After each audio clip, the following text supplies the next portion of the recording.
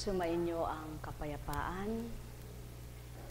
Tunay na ano nga baga ang hindi magagawa ng Ama.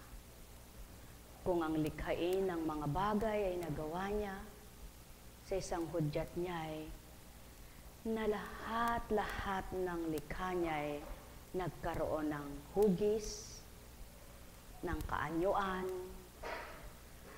at ng kagandahan. Sa madaling salita, hinugis ka ng Ama, hinubog ka niya, at ang nais niya bilang anak niya ay patuloy na gumanda sa pananaw niya, maging mainam sa tuwina, maging mabuti ka para sa Kanya. Kung papaanong Kanyang nilikha na kalikasan, ang nais niya ay makasunod sa Kanya, sapagkat kung ang kalikasang walang isip, tumatalima sa isang hudyat niya, ikaw pa kayang anak niyang binigyan ng sentido komon para magnilay at mag-isip ka.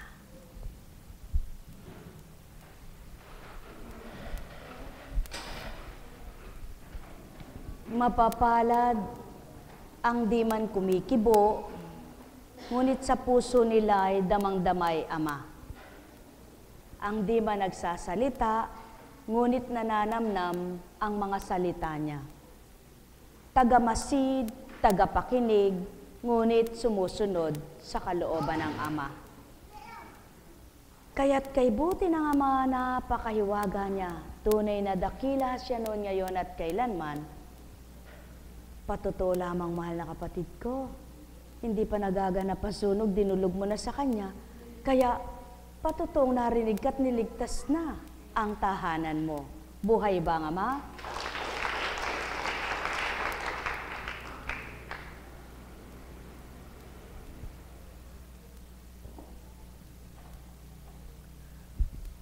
Kumuha ka ng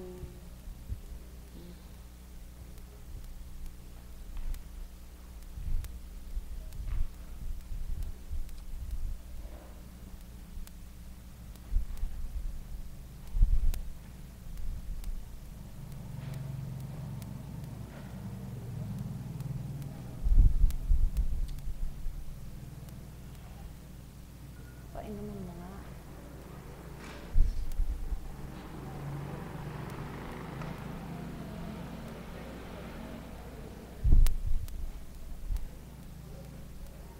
Nalik ka, anak, na walang depekto sa utak, ha? Kaya ka lang nahihilo, parang naalog. Subalit walang fracture.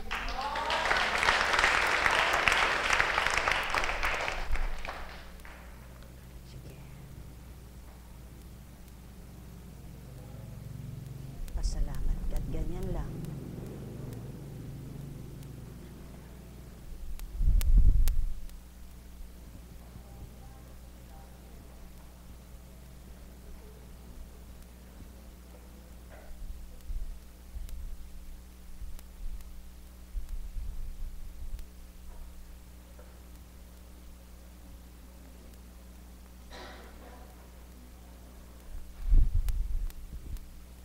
Sibal.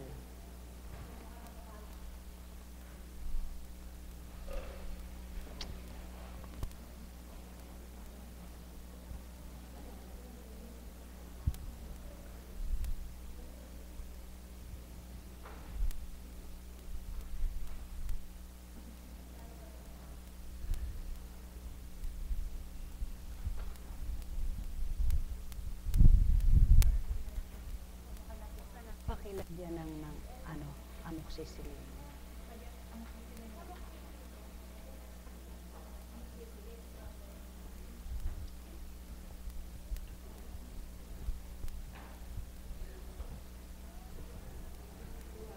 Relax ka lang, anak.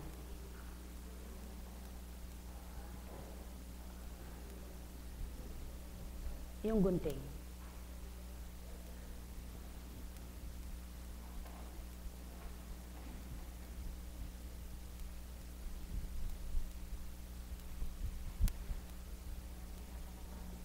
Pakadami naman. Hindi maaari. Tapon mo iba. Teka, marami pa rin.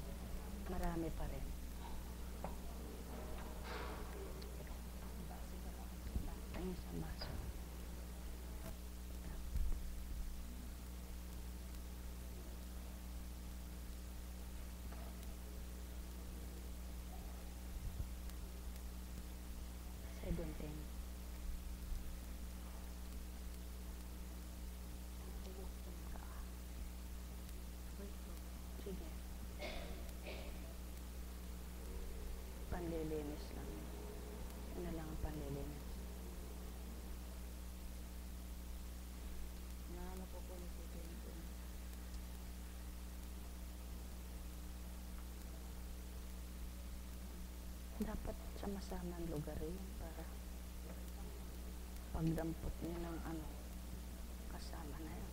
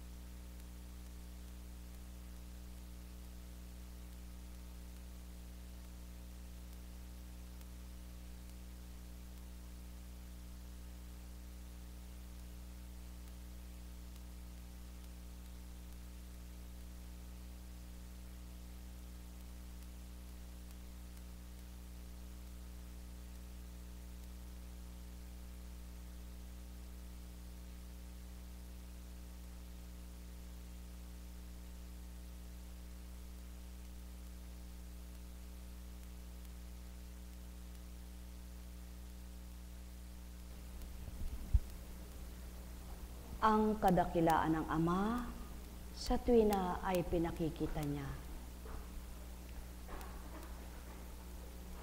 Ano man ang kaganapan saklolo'y naroroon pa rin, naririyan kahit saan.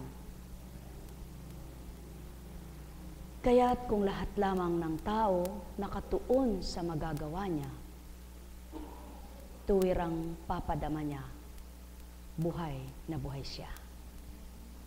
Kaya nga't ang wika niya, mga anak na minamahal ko, sa tuwina'y naisin niyong mawawaan dulot ko. Mga aral kong totoo, siyang bulay-bulayin niyo. Sa isip at damdamin niyo'y manahang totoo. Sa gayon, di kayo malilisya ng tuntunin ko at magaganap sa buhay niyo ang madamay ako. At sa tuwina bawat araw, kaling ako'y nasa inyo, patnubay ng aking espiritu'y di nawawalay na totoo. Kaya't sinungang taong magugulapi ng sama ng loob, dili kaya ng pasakit ng buhay, kung ako'y ako sa inyo, mga anak ko. Yan ang sa tuwinang habilin at tuwirang tinuturan, dit man masilayan ang kanyang kaganapang nakikipagtipat, nakikipagniig kanino man. Subalit kung daramdamin mo ay pagkatao, ngunit di mo siya madarama, di mo masusumpungan siya. Sumainyo ang kapayapaan, pagharian kayo.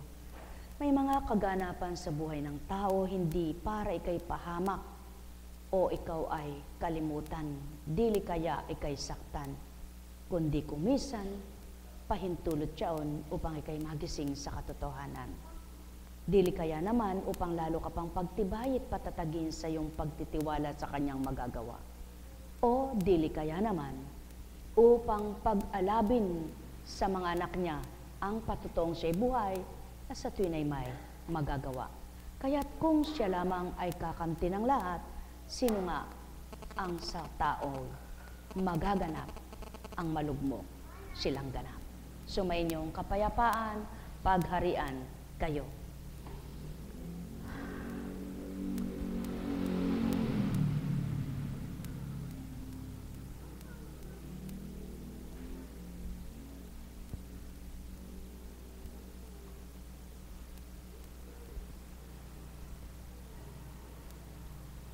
Mula sa sulat ni San Pablo sa mga taga-Epeso. Ang bawat isa sa ati binigyan ng tanging kaloob ayon sa sukat na ibinigay ni Kristo. Ganito ang sinasabi ng kasulatan. Nang umakyat siya sa kalangitan, nagdala siya ng maraming bihag at nagbigay ng mga kaloob sa tao. Ano ang ibig sabihin ng umakyat siya? Ang ibig sabihin niyan ay bumaba muna siya rito sa lupa. Ang bumaba ay siya rin namang umakyat sa kaitaasan.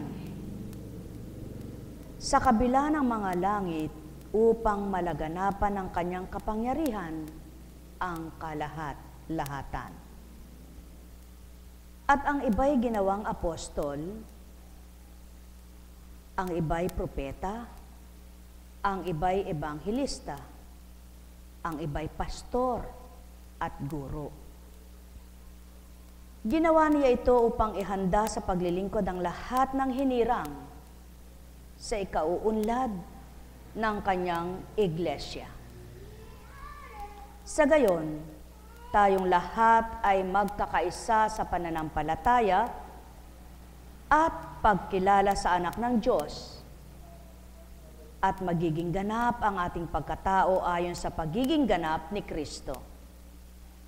Hindi na tayo matutulad sa mga batang nadadala ng mga bawat aral.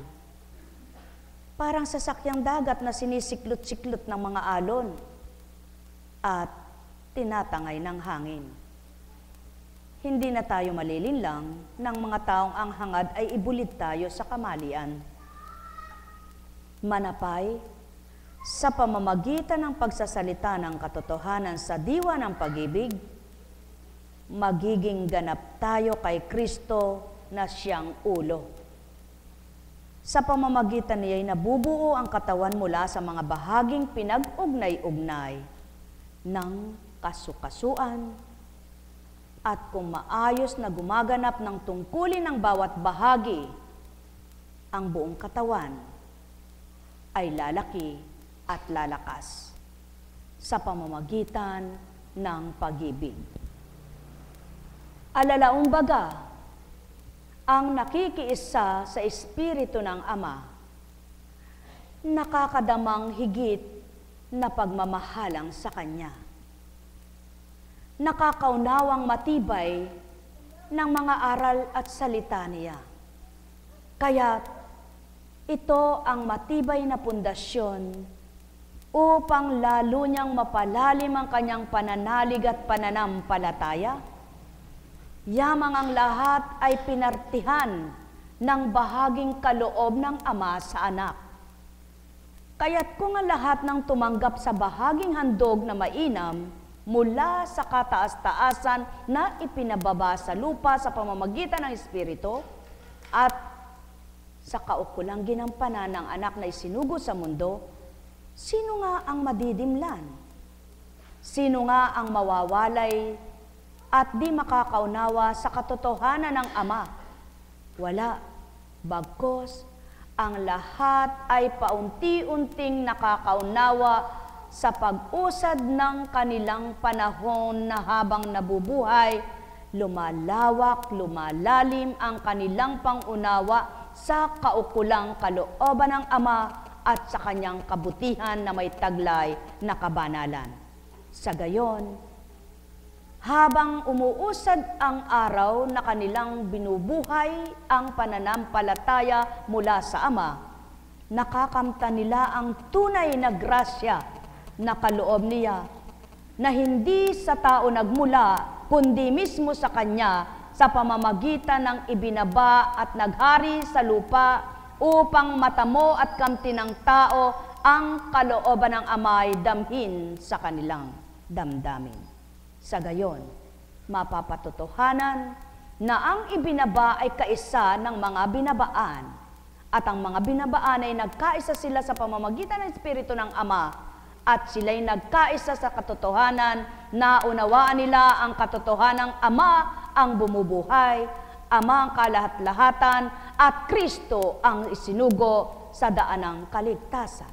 Sa makatwid, sino ang natuto na lilisya pa? Kaya't hindi ka na matatangay ng kamalian ng kapwa mo.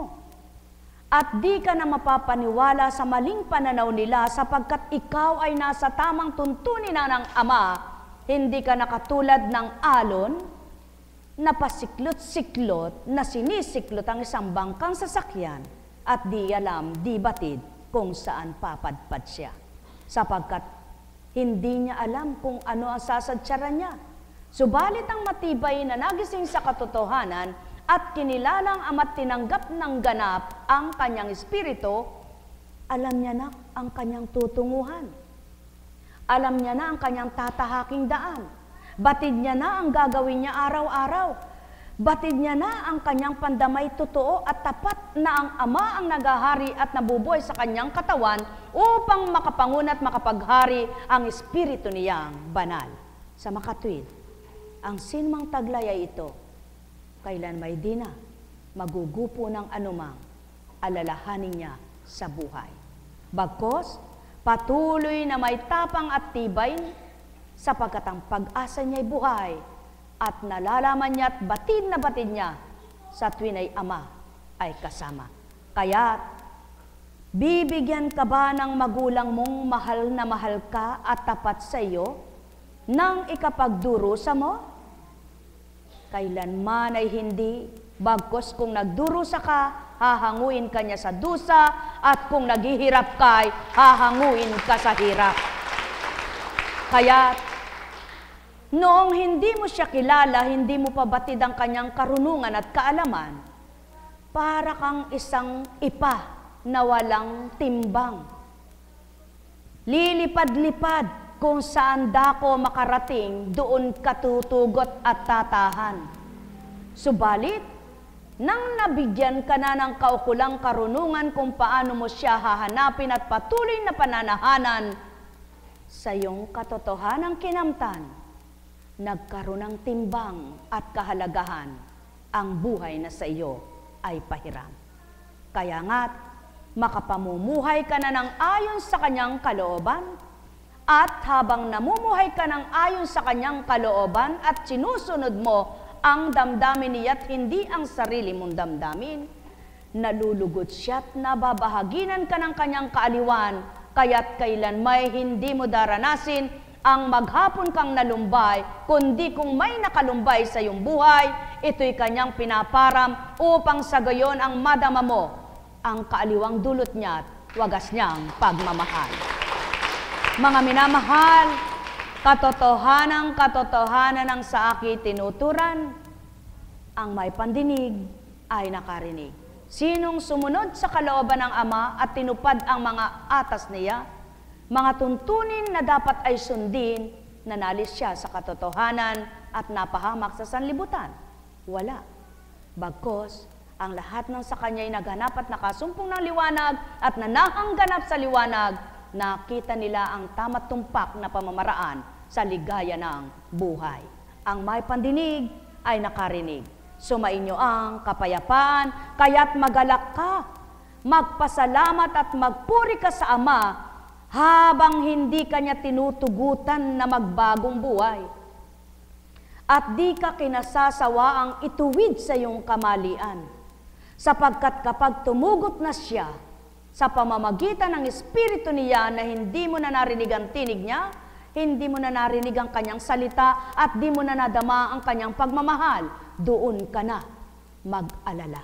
Subalit ang bawat araw mo hindi dapat pag-alalahanin ang isip at damdamin mo, sapagkat tuwirang batid mo, Ama'y may magagawa sa iyo. Sapagkat kung ika'y tatalikdan ng kanyang Espiritu, doon ang kapahamakan mo tao, sapagkat di mo na mababatid ang dapat at marapat. Yamang di mo tinanggap ang katotohanan at hindi mo tinanggap ang tunay na iyong magulang na magtatawid sa hilahil ng iyong buhay. Sumainyo ang kapayapaan, pagharian kayo. Kaya't ang sinumang nakasumpong ng kanyang liwanag, hindi niya mimithiing malayo pat mawalay, kundi patuloy niya itong panghahawakan upang di sa kanya ay mamatay, kundi mapagningas, mapagningning at makita niya ang tamang pamamaraan na kanyang alay. Yaon ay ang kanyang kagalakan, kasiyahan, katighawan, kalusugan, kalakasan ng pananalig at pananampalataya, at buhay na walang hanggan. Sino ang anak niyang sa kanya'y tumanggap na nagupot na lugmok sa kanyang alalahanin sa buhay? Mahal na mahal ko kayo. Tuwiran kong tinuturan, mahal na mahal ko kayo. Paniwalaan niyo muna siyang may magagawa sa inyo. Tanggapin niyo munang siyang totoo sa buhay niyo. Mithin niyo munang madama siyang totoo.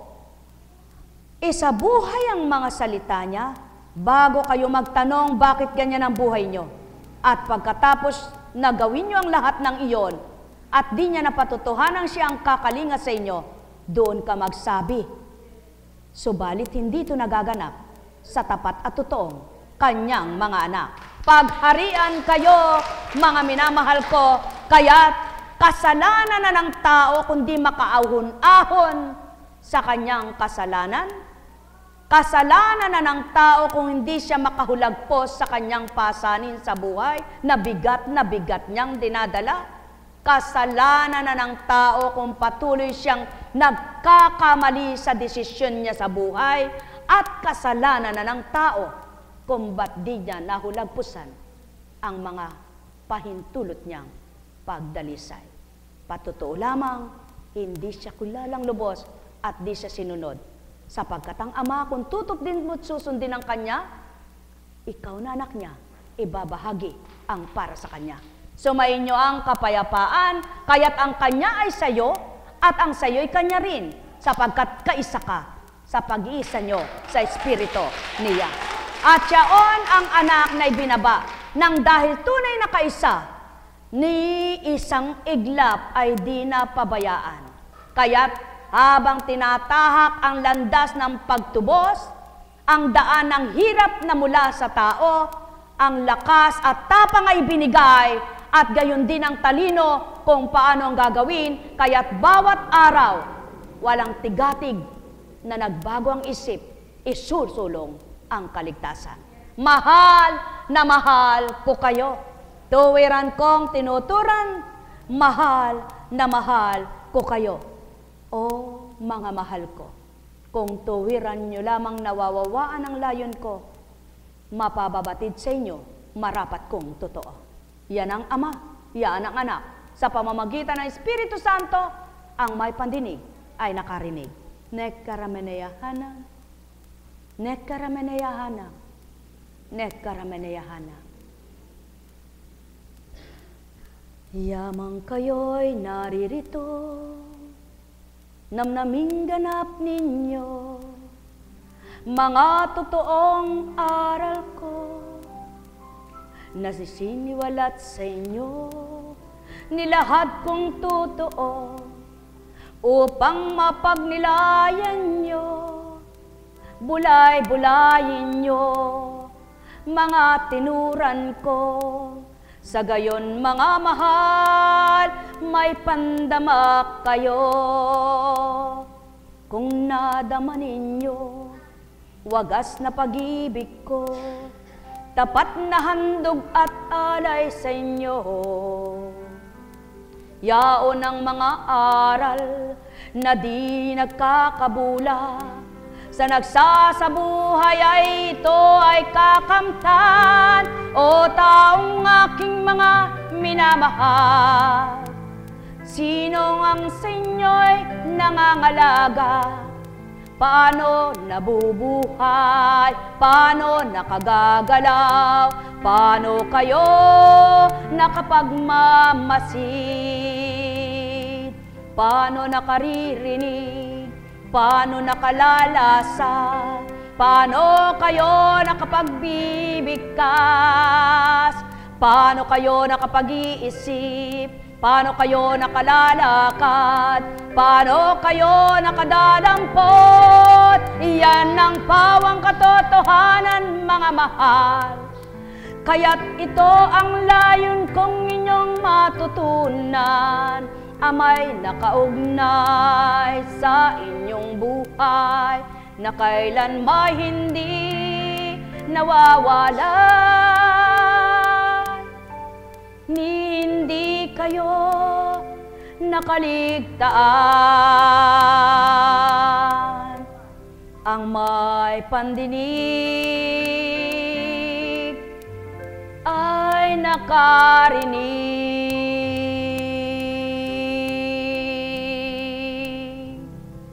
Nekkarameneyahana, nekkarameneyahana, nekkarameneyahana. Buhay ba ang Ama?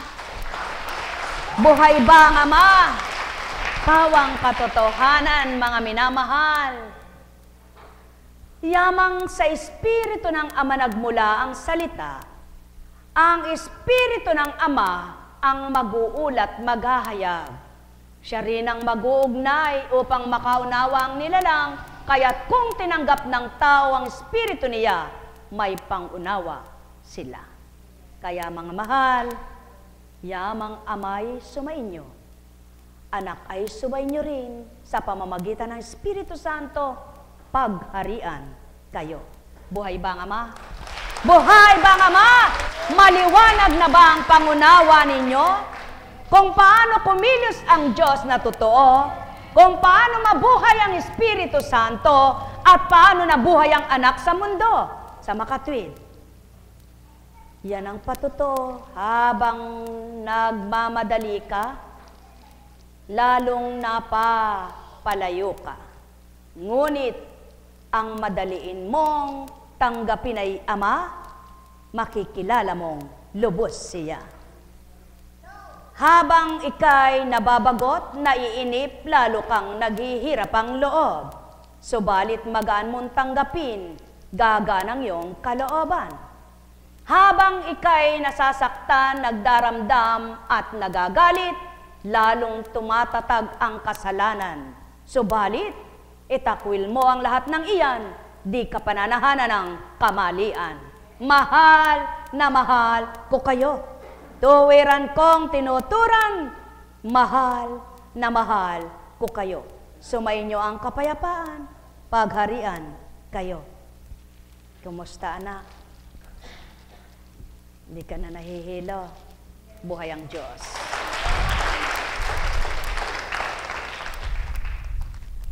Mamaya na yan, ano? Para presko pa. Pabayaan natin siyang hahangin-hanginan, ano? Huwag munang kulubin para sipsipin yung nilagay. Manalig ka, wala kang peklat pag natuyo yan. Buhay bang Ama? Buhay bang Ama? Kay buti ng Ama, kay dakila niya, wagas at tapat ang pag-ibig niya. Walang maliw, magpakailan paman, o taong kanyang mga minamahal. Halina kayo, kayo'y maglilay sa Amang mapagmahal. Gawa niya'y tunay na mainam, kamtin mo sa iyong buhay. Igagawad niya ang nakakagalak, ibibigay niya ang sayo'y marapat. Pananahalan ka niyang ganap, kapag tinanggap mo Espiritong Banal. Sa puso't isipan mo, tuturuan ka ng dapat, pagpadama niyang marapat. Di ka malulumbay, kundi ika'y matutuwa, tatatag at titibay. Lalakas ang pananalig, magiging matatag kanyang anak. Pagkat batid mong siya'y kasama mo, hindi siya sa'yo'y nawawalay. Sa pamamagitan ng Espiritu, sa pangalan ng Jesucristo, na sinasambit, tinatawagan mo, sa tuwina ay tawag-tawag mo. Panginoon ko, Diyos na totoo, naway madama ng puso mo. Ang may pandinig ay nakarinig. Buhay bang Ama? Alam kong may magagawa ang Ama. Alam kong may magagawa ang Ama. Pagkat winika niya, manalig ka na. Bawat araw ako sa inyo'y naghihintay. Alam kong di ringgin kayo ng Ama. Alam kong di ringgin kayo ng Ama. Pagkat winika niya, manalig ka na. Bawat araw ako sa inyo may nakalaan. Mayroong magandang mangyayari sa inyo. Aking mga minamahal, mayroong magandang mangyayari sa inyo. Manali o mangkin at tanggapin. Buhay bang Ama? Napakabuti ng Ama, napakadakila niya, napakahiwaga. Bigay mo sa isa. Ay! Buhay nga po bang Ama? Dakilang walang kapantay, noon, ngayon at kailanman, buhay na naghihintay sa pagbabagong buhay ng sinuman. Bibiguin niyo po ba siya? Bibiguin niyo ba siya? Bibiguin niyo ba siya? Bibiguin niyo ba siya? Bibiguin niyo ba siya? Bibiguin niyo ba siya? Buhay ba ang Ama? Bukas po ay antidesperas na. Tayo'y magpaganda. Mag-relax muna tayo para bagang buhok na pinarelax. Kaya tayo'y maaga nang magsisiuwian para bukas ihanda natin sa ating antidesperas at pagkatapos ay anibersaryo na. Salubungin po natin ang may galak ang ating anibersaryong kaloob ng Ama sa pamamagitan ng Anak sa kalooban ng Espiritu at patnubay niya.